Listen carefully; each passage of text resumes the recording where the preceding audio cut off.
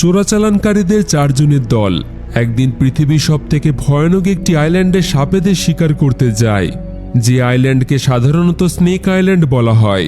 সেখানে সাধারণ মানুষের যাওয়া বারণ ছিল, কারণ এই আইল্যান্ডে অনেক প্রজাতির বিষাক্ত সাপ পাওয়া যেত এবং এটাও বলা হতো যে এই আইল্যান্ডে এমন কিছু রহস্য লুকিয়ে রয়েছে যার কারণেই মানুষ এই আইল্যান্ডে যেতে ভয় পায়। এই আইল্যান্ডটি জনবসতি থেকে অনেকটা দূরে অবস্থিত ছিল। তবে একদিন একদল চোরাচালানকারী ওই আইল্যান্ডে গিয়ে এমনভাবে গায়েব হয়ে যায় যে সেই আইল্যান্ড নিয়ে মানুষের মধ্যে আতঙ্ক আরও বেড়ে যায় এবং প্রত্যেকের মনে নানান রকম প্রশ্ন জেগে ওঠে যে আসলে ওই আইল্যান্ডে কি রহস্য লুকিয়ে আছে এবং কেন মানুষ সেখানে যেতে ভয় পেত। তো চলুন মূল গল্পে ফিরে আসা যাক। গল্পটি শুরু হয় এমন এক জনমানবহীন দ্বীপ থেকে যেখানে মাটির চেয়েও বেশি ভয়ানক জিনিস হাওয়ায় মিশেছিল। এই আইল্যান্ডে প্রচুর প্রজাতির সাপ ছিল, আর 4 জন বন্ধু প্রায়ই এখানে আসতো এক বিশেষ উদ্দেশ্যে, টাকা উপার্জনের জন্য। তাদের কাজ ছিল বিষাক্ত সাপ ধরে তারপর সেগুলিকে বিক্রি করে দেওয়া, আর এইসব বিষাক্ত সাপ ব্ল্যাক মার্কেটে বিক্রি করে তারা বেশ ভালোই টাকা ইনকাম করত। সেদিনও তারা এই আশাতেই আইল্যান্ডে এসেছিল যে কোনো বড়সড় সাপ ধরতে পারবে। আইল্যান্ডে পৌঁছানোর পর তারা একটি পুরনো সাপ ধরার পদ্ধতির ব্যবহার করে।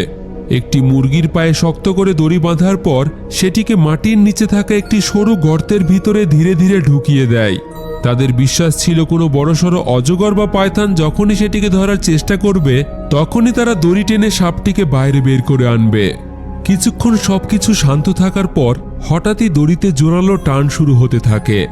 ঠিক তখনই তাদের মধ্যে স্যান্টিয়াও নামের একজন তার নিজের সর্বশক্তি দিয়ে দড়ি টানতে শুরু করে, কিন্তু পরের মুহূর্তেই দড়িটি ছিঁড়ে যায়, আর তখনই তার মুখের হাসি বদলে স্পষ্ট ভয় দেখা দিতে শুরু করে। তার বিশ্বাস হয়ে যায় যে সুড়ঙ্গের ভিতরে বিশাল কিছু একটা আছে।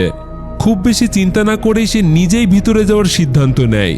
সে তার সঙ্গীদের বলে দেয় যদি ভিতরে থাকার সময় সে কোনো বিপদ দেখতে পায় তাহলে সাথে সাথে ইশারা করে দেবে, আর তারা যেন সাথে সাথেই তাকে বাইরে টেনে নেয়।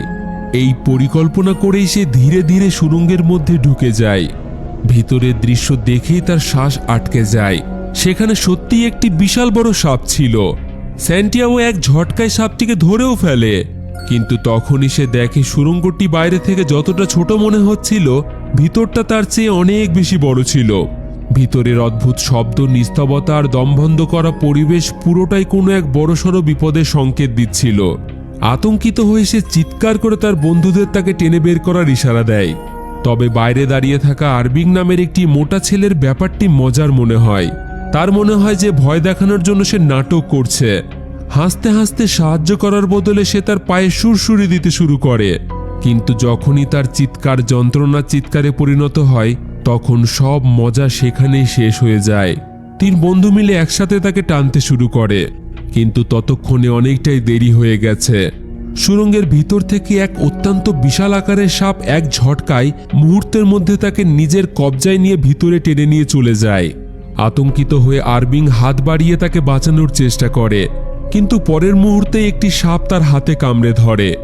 অনেক কষ্টে তাকে বাইরে বার করার পর তার হাতে লেগে থাকা ওই সাপটিকে 2 টুকরো করে দেয় তারা, কিন্তু ততক্ষণে ক্ষতি যা হওয়ার হয়ে গেছে।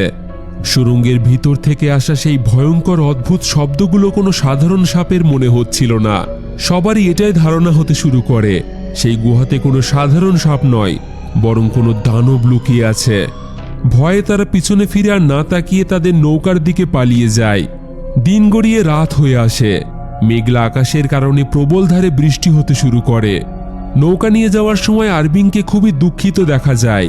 তার জন্যই তাদের বন্ধু সান্তিয়াগোর আজ মৃত্যু হয়ে গেছে। এই নিয়ে নৌকায় তর্কও শুরু হয়, কিন্তু ঠিক তখনই হঠাৎ তাদের নৌকায় নিচে থেকে একটি জোরালো ধাক্কা লাগে। তারা বুঝতে পারে সেই ভয়ানক দানব নিশ্চয়ই তাদের পিছু করছে। প্রচণ্ড ভয়ে তাদের হাত পা কাঁপতে থাকে।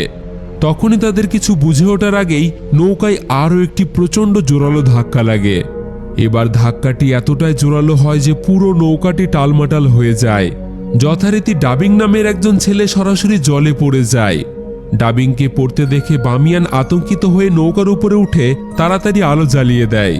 ওদিকে আরবিং আর দেরি না করে দড়ি দিয়ে বাঁধা একটি টায়ার জলে ফেলে দেয় যাতে ডাবিং সেটি ধরতে পারে। এই সব কিছু মাত্র কয়েক সেকেন্ডের মধ্যেই ঘটে যায়। আতঙ্ক প্রতি সেকেন্ডে সেকেন্ডে বাড়তে থাকে। এরই মধ্যে যখন আরবিংয়ের নজর বামিয়ানের দিকে পড়ে, তাদের গায়ের রক্ত ঠান্ডা হয়ে আসে। সে তার পিছনে একটি বিশাল আকৃতির সাপকে দাঁড়িয়ে থাকতে দেখে এবং পরের মুহূর্তেই সাপটি সেখান থেকে অদৃশ্য হয়ে যায়, যেন মনে হচ্ছিল জলের মধ্যেই মিলিয়ে গেছে। আর ঠিক তখনই কিছু করার আগেই সেই সাপটি জলের মধ্যে থাকা ডাবিংয়ের উপর হামলা করে। মুহূর্তের মধ্যেই তাকে নিয়ে জলের নিচে চলে যায়। আরবিং সাহস দেখিয়ে ধারালো বল্লভ দিয়ে সাপটিকে মারার চেষ্টা করে, কিন্তু সেই সাপটি কোনো সাধারণ সাপ ছিল না। সাপটি পাল্টা সজোরে নৌকায় ধাক্কা মারতে আরবিং হাওয়ায় ছিটকে যায়। এক ঝটকায় সাপটি তাকে কামড়ে ধরে এবং সেও সাপের শিকারে পরিণত হয়।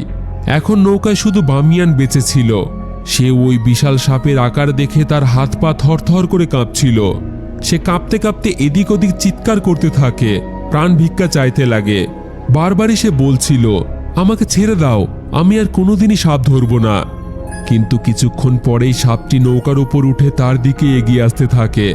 তখনই বামিয়ানের নজর নৌকায় রাখা ক্যামেরার পাশে পড়ে থাকা কিছু অদ্ভুত জিনিসের উপর যায়, আর সেগুলি ছিল সাপের ডিম। আসলে এটাই ছিল কারণ যার জন্য ওই বিশাল সাপটি এই নৌকার পিছু করছিল। নিজের ডিমগুলি নৌকায় দেখা মাত্র সেই সাপটি আরও হিংস্র হয়ে ওঠে এবং পরের মুহূর্তে বামিয়ানেরও প্রাণ চলে যায়। কিছুদিন পরের দৃশ্য দেখানো হয়। একজন মহিলা আতঙ্কিত অবস্থায় সেন নামে এক ব্যক্তিকে তার বাড়ির দিকে নিয়ে যাচ্ছিল। আসলে সেন ছিল একজন পেশাদার স্নেক রেস্কিউয়ার, মানে সাপ ধরে যারা। ওই মহিলার বাড়িতে একটি বিষাক্ত সাপ ঢুকে এসেছিল, তাই সে সাহায্যের জন্য সেনকে ডেকেছিল। ঘরের ভিতরে পা রাখতেই সেনের নজরে কিছু সাপের ডিমের উপর পড়ে, আর এই সাপটি এই ডিমের কারণেই এখানে এসেছিল। এরপর জিজ্ঞাসাবাদ করে সে জানতে পারে এই ডিমগুলো ওই মহিলার স্বামী নাকি কোথাও থেকে কুড়িয়ে এনেছে। এটা শুনে সেন পরিষ্কার ভাষায় জানিয়ে দেয় সাপটি এই ডিমগুলোর কারণেই এখানে এসেছে। ঠিক তখনই উপরের ঘর থেকে নড়াচড়ার আওয়াজ শুনতে পায় সে। সেন ধীরে ধীরে উপরে ওঠে। সে দেখে ঘরের এক কোণে সেই মহিলার স্বামী এবং তার সন্তান ভয়ে গুটিসুটি মেরে বসে আছে। আর এইভাবে বসে থাকার কারণ তাদের সামনে সেই বিষধর সাপটি ফনা তুলে দাঁড়িয়ে আছে। সাপটি হঠাৎ সেনের উপরে হামলা করার চেষ্টা করে, কিন্তু সেন তার কাজে এতটাই প্রফেশনাল ছিল যে মাত্র কয়েক সেকেন্ডের মধ্যেই শুধু একটি দড়ির সাহায্যেই সে সাপটিকে ধরে ফেলে এবং সেনের জন্যই ওই মহিলার পরিবার বেঁচে যায়। মহিলাটি এবং তার ছোট্ট ছেলে সেনকে ধন্যবাদ জানায়। তখন সেন তাদেরকে বলে, সাপেরা খারাপ হয় না, তারা বিনা কারণে আক্রমণ করে না। শুধু তোমার বাবাকে বলো আজ থেকে যেন কখনো সাপের ডিম না চুরি করে। ঠিক তখনই সেনের কাছে তার বন্ধু মাফিন ছুটে আসে। এসেই বলে বামিয়ানের কিছু হয়েছে। এরপর সে তার মোবাইলটি সেনের সামনে ধরে। মোবাইলটিতে একটি নিউজ ক্লিপ চলছিল। সেখানে বলা হচ্ছিল যে কয়েকদিন আগে সমুদ্রে ঘটে যাওয়া রহস্যময় ঘটনার পর এখন পুলিশের কাছে সমুদ্রের তীরে বামিয়ানের লাশ এবং তার কিছু জিনিসপত্র পাওয়া গেছে। লাশের অবস্থা দেখে পরিষ্কার বোঝা যাচ্ছিল যে এটি কোনো সাধারণ দুর্ঘটনা ছিল না। এই খবর দেখা মাত্রই সেন আর এক মুহূর্তও দেরি করে না। সে এই কেসের গুরুত্বপূর্ণ কিছু তথ্য সংগ্রহ করে সরাসরি ওয়াইল্ড লাইফ প্রোটেকশন অ্যাসোসিয়েশনে একটি মিটিংয়ের আয়োজন করে এবং সেই অফিসে ছুটে যায়। সেখানে সে বামিয়ানের ছবিগুলো সবার সামনে তুলে ধরে এবং বোঝায় যে বামিয়ানের শরীরের উপর থাকা দাঁতের দাগ কোনো সাধারণ সাপের নয়। তার মতে এই দাগগুলো টাইটান পাইথনের, যার দৈর্ঘ্য প্রায় 15 মিটার পর্যন্ত হতে পারে এবং এমন সাপ শুধুমাত্র একটি জায়গাতেই পাওয়া যায়, সেটা হলো স্নেক আইল্যান্ড। সেনের বিশ্বাস ছিল যে এখন আর দেরি করা উচিত নয়। সে অ্যাসোসিয়েশনের ক্ষমতার ব্যবহার করে সরকারের কাছে স্নেক আইল্যান্ডকে নেচার রিজার্ভ হিসেবে ঘোষণা করার আবেদন করার কথা বলে, যাতে এই বিলুপ্ত হওয়া সাপকে বাঁচিয়ে রাখা যায়। আসলে এই জায়গায় চায়নার এক বিখ্যাত টিয়ং নামের কোম্পানি সরকারের অনুমতি নিয়ে ইকো ট্যুরিজম পার্ক বানাতে চাইছিল, যাতে দেশ বিদেশ থেকে ট্যুরিস্টরা এখানে আসে। আর এই টিয়াং কোম্পানি চেয়ারম্যানের ইন্টারভিউ সে কিছুক্ষণ আগেই দেখেছে। এই প্রজেক্টে সে অনেক মিলিয়ন টাকা লাগিয়েছে। তো যাই হোক, এই মিটিংয়ে উপস্থিত এনভায়রনমেন্ট প্রোটেকশন ডিভিশনের সিনিয়র কর্মকর্তা যাও তার কথা মাঝে থামিয়ে দিয়েই বলে, ইন্টারন্যাশনালের রেকর্ড অনুযায়ী এই ধরনের বিশাল আকৃতির সাপ পৃথিবী থেকে প্রায় 28 লক্ষ বছর আগেই বিলুপ্ত হয়ে গেছে। তাহলে এটা কিভাবে সম্ভব? সেন আর তার সাথে তর্ক করে না। সে সরাসরি সেই সব প্রমাণ তাদের সামনে রেখে দেয়, যা বামিয়ানের সেই ক্যামেরায় রেকর্ড করা ভিডিওতে ছিল। ভিডিওটি চালু করতেই ওই ভিডিওতে পরিষ্কারভাবে সেই বিশাল টাইটান পাইথনের ঝলক তারা সকলেই দেখতে পায়। ভিডিওটি দেখার পর ঘরে কয়েক মুহূর্তের জন্য সবাই একেবারে চুপচাপ হয়ে যায়, সবাই প্রায় দুশ্চিন্তায় পড়ে যায়। ভিডিওটি দেখে পরিস্থিতি একেবারেই বদলে যায়। সবাই খুব তাড়াতাড়ি মিটিং শেষ করে সিদ্ধান্ত নেয় যাও নিজে সেনের সাথে ওই স্নেক আইল্যান্ডে যাবে এবং সত্য ঘটনাটি সবার সামনে তুলে ধরবে। আসলেই যদি সেই আইল্যান্ডে কোনো টাইটান পাইথন থাকে তাহলে সেটা সরকারের জানা উচিত। এই পরিকল্পনা করেই তারা আইল্যান্ডে যাওয়ার জন্য প্রস্তুত হয়। কিন্তু যাওয়ার আগে যাও আরও একটি তথ্য জানতে পারে। সেন শুধুমাত্র একজন স্নেক রেস্কিউয়ার ছিল না, সে আগে সেনাবাহিনীতে ছিল এবং তাকে স্নেক কিং আইল্যান্ডের বংশধরও বলা হয়, কারণ সে একজন প্রফেশনাল সাপ সংরক্ষণ বিশেষজ্ঞ। তার আগের প্রজন্ম মানে তার পূর্বপুরুষরা স্নেক আইল্যান্ডে সাপেদের চোরাচালানদের হাত থেকে রক্ষা করার কাজ করে এসেছে, এই জন্য তার দাদু খুবই বিখ্যাত। তো যাই হোক, এদিকে দেখা যায় কোম্পানির মালিককে। সে সরকারের কাছ থেকে 4টি পরিত্যক্ত দ্বীপকে ইকোট্যুরিজম পার্ক বানানোর জন্য এই প্রজেক্টে অনেক টাকা লাগিয়েছে, আর এই আইল্যান্ডগুলির মধ্যে একটি ছিল স্নেক আইল্যান্ড। এই কারণেই সে কোনোভাবেই এই প্রজেক্টে পিছিয়ে যেতে রাজি ছিল না, আর তার জন্য সে প্যানজিং নামে এক ব্যক্তির সাথে দেখা করতে আসে। সে ব্ল্যাক মার্কেটে সাপের বিজনেসের জন্য পরিচিত ছিল। কোম্পানির চেয়ারম্যান জানতো যদি এই দ্বীপ থেকে সব সাপ শেষ করতে হয় তবে প্যানজিংয়ের মতো মানুষেরই প্রয়োজন হবে তার। কোম্পানির চেয়ারম্যান প্যানজিংয়ের সামনে অনেক সোনার বার রেখে তাকে পরিষ্কারভাবে বলে দেয় যে কোনোভাবে তাকে সেন ও জাওকে আটকাতে হবে, কারণ যদি সেন প্রমাণ করে দেয় যে ওই দ্বীপে সত্যিই টাইটান পাইথন রয়েছে তবে তার পুরো ট্যুরিজম প্রজেক্টের টাকা মাটিতে মিশে যাবে। প্যানজিং ওই সোনা দেখে আর একবারও চিন্তা না করে বলে দেয়, আমি এমন পরিস্থিতি আর তৈরি হতেই দেব না, যেভাবেই হোক আমি তাদেরকে আটকাবো। পরের দিন সেন, জাও এবং তার বন্ধু মাফিন মিলে একটি নৌকার মাধ্যমে সেই বিপজ্জনক আইল্যান্ডের দিকে রওনা হয়। তবে আইল্যান্ডের একেবারে কাছাকাছি পৌঁছে সেন দূরবীন দিয়ে চারিপাশটা পর্যবেক্ষণ করার সময় তখনই তার নজর দূরে একটি নৌকার ওপর পড়ে। মনোযোগ দিয়ে দেখতে সে প্যানজিং নামে ওই মাফিয়া এবং তার গুন্ডাদের দেখতে পায়, যারা স্নেক আইল্যান্ডের দিকেই যাচ্ছিল। আর সেন জানতো যে প্যানজিং সাপ ধরে ব্ল্যাক মার্কেটে বিক্রি করে, তাই সেন বুঝতে পারে যে কোম্পানির মালিক এবং প্যানজিংয়ের মধ্যে অবশ্যই কোনো চুক্তি হয়েছে, তারা কোনো প্ল্যানিং করেছে হয়তো। এদিকে আইল্যান্ডে পৌঁছানোর পর প্যানজিং তার লোকজনদের নিয়ে সেখানে প্রথমে থাকার ব্যবস্থা করে এবং দ্রুত টাইটান পাইথনকে ধরার পরিকল্পনা করতে শুরু করে। সবকিছুই তাদের নিয়ন্ত্রণেই ছিল, কিন্তু হঠাৎই পরিস্থিতি বদলাতে শুরু করে। প্যানজিংয়ের এক লোক মুতাও টেন্ট থেকে কিছুটা দূরে টয়লেট করতে গেলে সেখানেই পাশে বাঁধা তার কুকুরটি হঠাৎ জোরে জোরে ঘেউ ঘেউ করতে শুরু করে। ঠিক তখনই সে ঝোপের মধ্যে অদ্ভুত কিছু নড়াচড়া করতে দেখে, আর সেই মুহূর্তেই কুকুরটি তার দড়ি ছেড়ে সেই ঝোপের মধ্যেই ছুটে যায়। কিন্তু অবাক করার বিষয়, সে আর ফিরে আসে না। এটা দেখে মুতাও প্রচণ্ড ভয় পেয়ে যায়, কিন্তু আসল আতঙ্ক তো এখনো বাকি ছিল। হঠাৎই কিছু একটা ঝোপের মধ্যে থেকে তার দিকে ছুটে আসে। এদিকে সবাই সাপ ধরার কাজে ব্যস্ত থাকলে মুতাও টলমলো পায়ে টেন্টে ফিরে আসে। তার অবস্থা দেখে পরিষ্কার বোঝা যাচ্ছিল তার সাথে খুব খারাপ কিছু ঘটেছে। ঠিক তখনই তার পিছন থেকে একটি বিশাল কোবরা সাপ বেরিয়ে আসে, আর সেই কোবরাটি মুতাওয়ের এই অবস্থা করেছে। কোবরাটিকে দেখা মাত্রই সেখানে হুড়োহুড়ি লেগে যায় এবং সবাই প্রাণ বাঁচাতে এদিক ওদিক ছোটাছুটি করতে থাকে। সেই কোবরাটি এক লোকের সামনে ফনা তুলে দাঁড়িয়ে পড়ে। লোকটির সামান্য নড়াচড়াতে কোবরাটি তার উপর আক্রমণ করার জন্য তৈরি ছিল। তখনই পাশের টেন্ট থেকে একটি মেয়ে এবং দুটি ছেলে বেরিয়ে আসে, যারা সম্পর্কে ভাই বোন ছিল এবং তারা খুবই এক্সপার্ট ছিল যে কোনো বিষাক্ত সাপকে কাবু করতে। যে কোনো সাপ ধরা তাদের কাছে কোনো বড় ব্যাপার ছিল না। তারা রক পেপার সিজার গেম খেলে ঠিক করলো যে জিতবে সেই ওই বিশাল কোবরাটিকে ধরবে। এই খেলায় 3 ভাই বোনের মধ্যে হং জিতে যায়। সে আর কোনো সময় নষ্ট না করে কোবরাটিকে খুব সহজেই নিয়ন্ত্রণে আনে এবং কয়েক সেকেন্ডের মধ্যে একটি ব্যাগে ঢুকিয়ে দেয়। এরপর সে সেই ব্যাগটি নিয়ে সরাসরি প্যানজিংয়ের হাতে তুলে দেয়। ঠিক সেই সময়ই সেন তার সঙ্গীদের নিয়ে সেখানে চলে আসে। এসেই সে প্যানজিংকে স্পষ্ট করে বলে দেয় যে সে যেন ওই কোবরাটিকে ছেড়ে দেয়। এই নিয়ে তাদের মধ্যে কথা কাটাকাটি শুরু হয়। কিছুক্ষণ তর্কের পর প্যানজিং হেসে হেসে তাকে বলে সেন যদি তার হাত থেকে ওই কোবরার ব্যাগটিকে কেড়ে নিতে পারে তবে সে সেটি নিয়ে যেতে পারে। এই নিয়ে দুজনের মধ্যে হাতাহাতিও শুরু হয়ে যায়। সেনের আর্মি ট্রেনিং এখানে কাজে লাগে। সে এমনভাবে তার সাথে ফাইট করে যে মাত্র কিছু সময়ের মধ্যেই সে প্যানজিংকে কাবু করে ফেলে এবং কোবরার ব্যাগটি কাছ থেকে কেড়ে নেয়। নিজের বসকে হারতে দেখে প্যানজিংয়ের গুন্ডারা তাদেরকে মারার জন্য এগিয়ে আসে।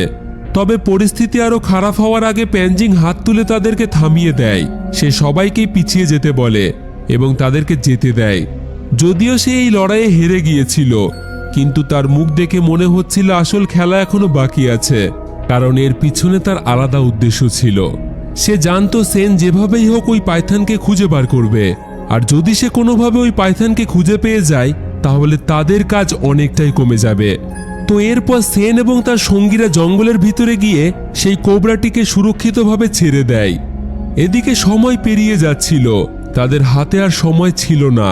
তারা পুরো এলাকায় ঘুরে ঘুরে ওই টাইটান পাইথনের আসলেই থাকার প্রমাণ সংগ্রহ করতে শুরু করে। এইভাবেই দেখতে দেখতে রাত হয়ে যায়। মেঘলা আকাশের কারণে বৃষ্টি শুরু হয়। প্রবল বৃষ্টি থেকে বাঁচার জন্য সেন তাদেরকে একটি পুরনো কটেজে নিয়ে যায়, যা অনেক বছর আগে তার দাদু নিজে হাতে বানিয়েছিল।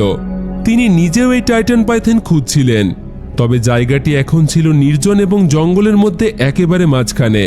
তারা কটেজের ভিতরে ঢুকতেই তীব্র পচা মাছের গন্ধ পায়।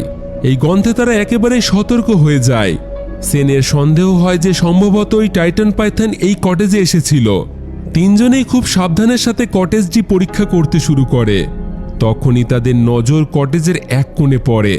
সেখানে একটি মানুষের লাশ পড়েছিল। এই দৃশ্য দেখে মাফিন এবং জাওয়ের অবস্থা তো একেবারেই খারাপ হয়ে যায়। এরপর সেন যখন সেই লাশটি ভালোভাবে দেখে, তার মুখের রং ফ্যাকাশে হয়ে যায়, কারণ এটি অন্য কেউ নয় বরং বামিয়ানের বন্ধুর লাশ ছিল।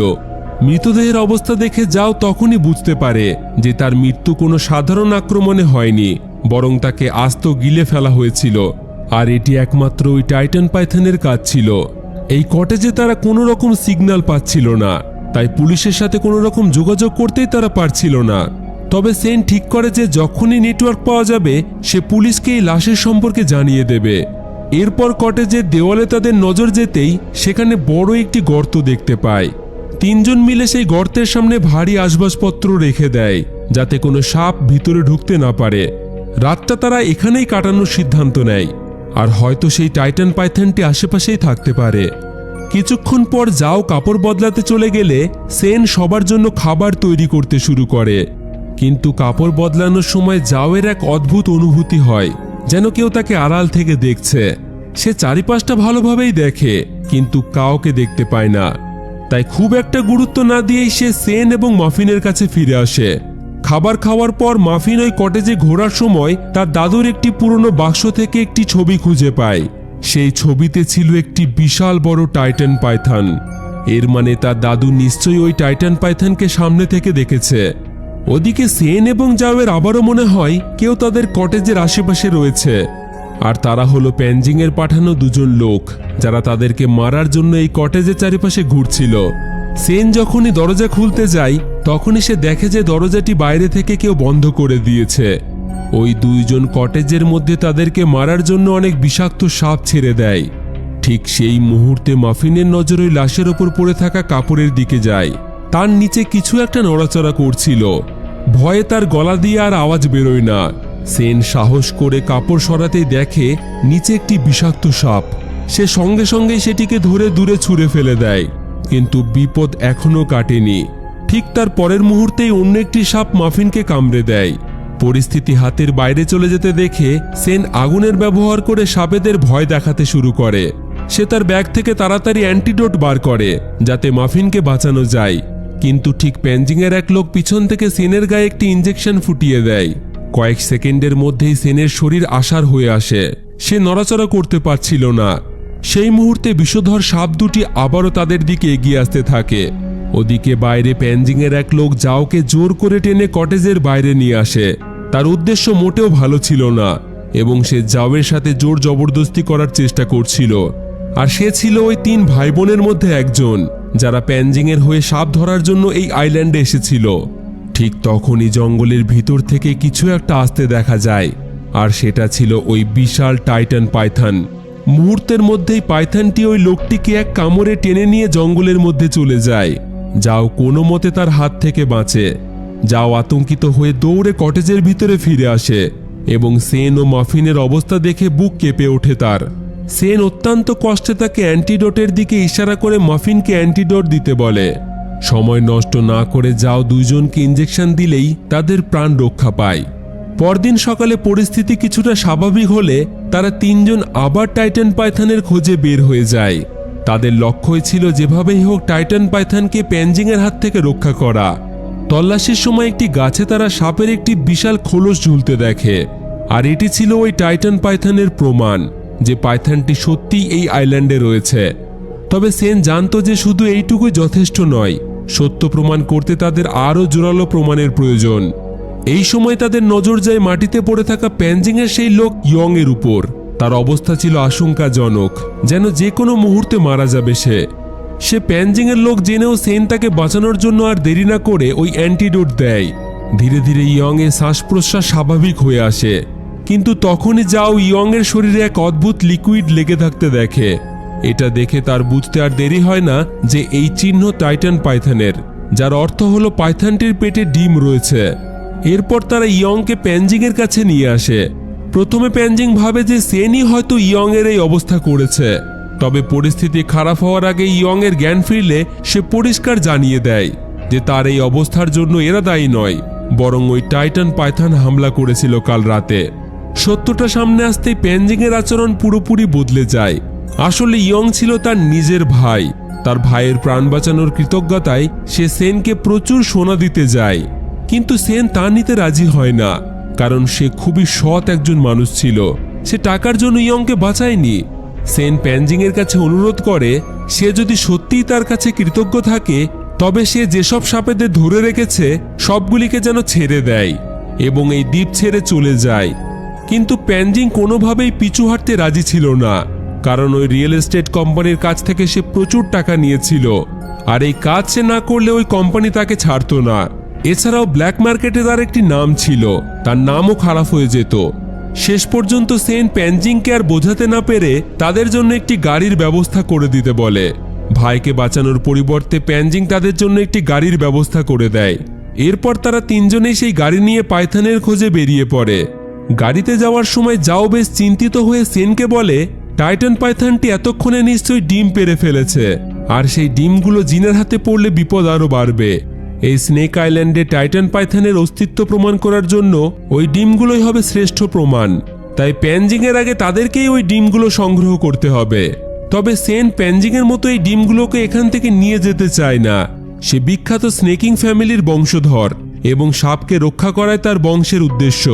তার দাদু সবসময়ই বলতেন টাইটান পাইথন আজও পৃথিবীতে বেঁচে আছে, কিন্তু সেন আগে তা বিশ্বাস করেনি। প্রথমবার বামিয়ানের ক্যামেরায় ফুটেজ দেখার পরই তার বিশ্বাস হয়েছিল। আর তাদের মৃত্যুর পর থেকেই সেন চায় সরকার যেন এই আইল্যান্ডটিকে নেচার রিজার্ভ হিসেবে ঘোষণা করে, যাতে কেউ এখানে এসে প্রাণে না মারা যায়। কথা বলতে বলতে হঠাৎই গাড়ির সামনে দিয়ে ওই বিশাল পাইথনটিকে তারা যেতে দেখে।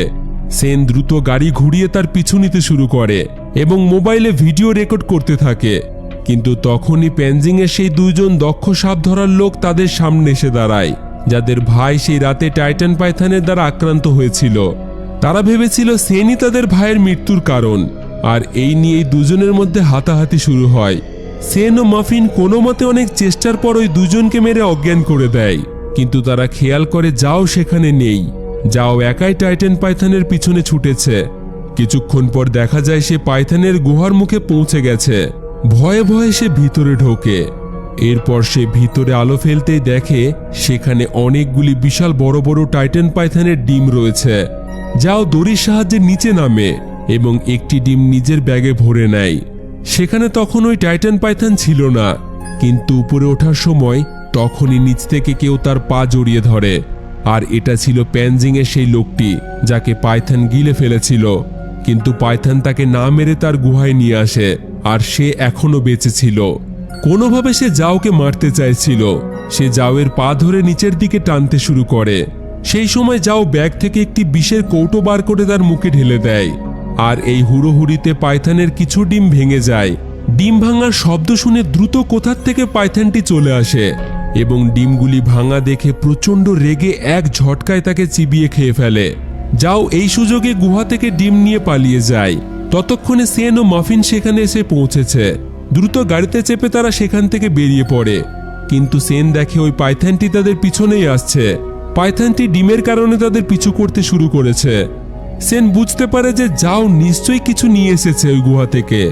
এরপর মাফিন যখন জোর করে তার ব্যাগ খুলে দেখে, সেখানে পাইথনের ডিম দেখতে পায়। যদি তারা এই ডিম সেখানে জায়গা মতো না রেখে দেয় তাহলে তারা কেউই আর বাঁচবে না। কিন্তু যাও তার কথায় রাজি ছিল না। যেভাবেই হোক তার এই টাইটান পাইথনের ডিএনএর প্রয়োজন ছিল। হঠাৎই একটি চাকু বার করে সে মাফিনের গলায় ধরে এবং গাড়িটিকে জোরে চালিয়ে এখান থেকে পালাতে বলে। সেন কোনো মতে পাইথনটিকে পিছু ছাড়িয়ে দেয়। কিছুটা দূর গিয়েই একটি নির্জন জায়গায় যাও গাড়িটি দাঁড় করাতে বলে। পাইথনের ডিমটি নিয়ে সে একাই পালানোর পরিকল্পনা করেছিল। তবে সেন ও মাফিন বুঝতেই পারছিল না যে যাও কেন এরকম করছে। আর ঠিক তখনই প্যানজিং এর লোকজন কোথার থেকে তাদেরকে ঘিরে ধরে। ডিমের ব্যাগটিকে সে যাওয়ের কাছ থেকে কেড়ে নেয়। আর তখনই আমরা যাওয়ের আসল পরিচয় জানতে পারি। আসলে সে কোনো অফিসার নয়, বরং সে আইএসএম নামে অন্য একটি বেসরকারি সংস্থার হয়ে এই আইল্যান্ডে এসেছে। সেই কোম্পানি এই টাইটান পাইথনের ডিম সংগ্রহ করার জন্য তাকে এখানে পাঠিয়েছে। তারা এই ডিমের উপর রিসার্চ করতে চায়। কিন্তু প্যানজিং জানায় সেও একসময় এই আইএসএম কোম্পানির সদস্য ছিল, কিন্তু তাকে সেখান থেকে বার করে দেওয়া হয়েছে। আর এই কারণেই প্যানজিং এই ডিম আইএসএম কোম্পানিকে নয়, বরং ব্ল্যাক মার্কেটে বিক্রি করে অনেক টাকা ইনকাম করতে চায়। এটা দেখে সেন তাদের কাছে রিকোয়েস্ট করে তারা যেন ডিমটি জায়গা মতো রেখে দেয়, না হলে তারা কেউই আর বাঁচবে না। কিন্তু তার কথা শুনে উল্টে তাকে বন্দি করে নিয়ে যায় প্যানজিং। তাদেরকে একটি কন্টেনারে আটকে দিয়ে তাদের উপর টর্চার করতে শুরু করে। প্রথম থেকেই প্যানজিং এর প্ল্যান ছিল ওই বিশাল টাইটান পাইথনকে ধরা। এতে কোম্পানি বিনা বাধায় এখানে ইকো ট্যুরিজম পার্ক করতে পারবে, আর প্যানজিং ওই বিশাল পাইথন বিক্রি করে বিশাল টাকা ইনকাম করবে। তাই তারা সেন ও মাফিনকে টোপ হিসেবে তাদের উপর পশুর রক্ত ঢেলে দেয়, যাতে পাইথন রক্তের গন্ধে কন্টেনারে ঢুকে যায় এবং সুযোগ মতো তারা তাকে ধরে ফেলে। এরপর দূর থেকে তারা ক্যাম্পে বসে সিসিটিভির মাধ্যমে সবকিছুই দেখতে থাকে। কিছুক্ষণ পর রক্তের গন্ধে তাদের পরিকল্পনা মতো সেই পাইথন সেখানে আসে। পাইথনকে দেখা মাত্রই তাদের রক্ত শুকিয়ে যায়। সেন আর দেরি না করে কন্টেনারের ভিতরে কোনো রকম সাহস জুগিয়ে দাঁত দিয়েই তার এবং মাফিনের হাত খুলে ফেলে। তবে সিসিটিভিতে এই সবকিছুই প্যানজিং লক্ষ্য করছিল। পাইথনটি ভিতরে ঢুকতেই কন্টেনারের গেট বন্ধ করে দেয় সে। সেন অনেকভাবে পাইথনটিকে আটকানোর চেষ্টা করে। এদিকে যাও কোনো রকমে তারও হাত খুলে ফেলে। প্যানজিং এর লোকেরা তার পিছু করলেও কোনো রকমে তাদের হাত থেকে বেঁচে সে কন্টেনারের উপরে উঠে পড়ে এবং পাইথনের আক্রমণের আগেই তাদেরকে উদ্ধার করে নেয়। চারিদিক থেকে প্যানজিং এর লোকেরা তাদের উপর ঝাঁপিয়ে পড়ে। সেই দক্ষ চেহারা স্বাস্থ্যবান লোকটি সেনকে মারার জন্য চেষ্টা করে। আর ঠিক তখনই কন্টেনারের উপরের ফাঁকা অংশ দিয়ে পাইথনটি বেরিয়ে এসে ওই লোকটিকে চিবিয়ে খেয়ে নেয়।